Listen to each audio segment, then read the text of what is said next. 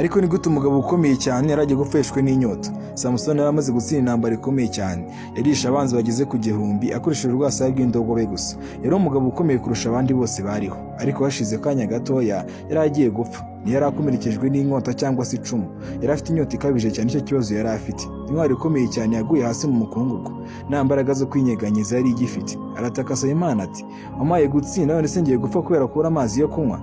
Imana ntiyohereje imvura nyinshi, oya, ahubwo yasatuye ubutaka aho Samusoni yari ahagaze, maze aturukamo amazi meza, maze Samusoni arangongera kugarura imbaraga. Samusoni yari yanyweye, maze imbaraga ze ziragarura, kongera kubona ko Imana muri byose bikenewe. Imana yamweretse ko nubwo waba uri igihangange gikomeye cyane, ukeneye ubufasha bwayo mu bintu bitoya. Ntiyagufasha gusa gutsinda intambara zikomeye, ahubwo inita no kuri bya bindi bitoya ukeneye, rimwe na rimwe utabuze ko ubikeneye. Izaguha neza ibyo ukeneye kugira ngo ukomeze urugendo. Niba yemera ko Imana izaguhaza, andika amena muri comment, maze utangaze uti, Nyagasani undwanirire. Mwibutse ko ino nkuru wayisanga mu Bacamanza cya 15:14. Mu gihe utamfollowinze rero bizakugora kugenda ubona inkuru zitandukanye zo muri Bibiliya.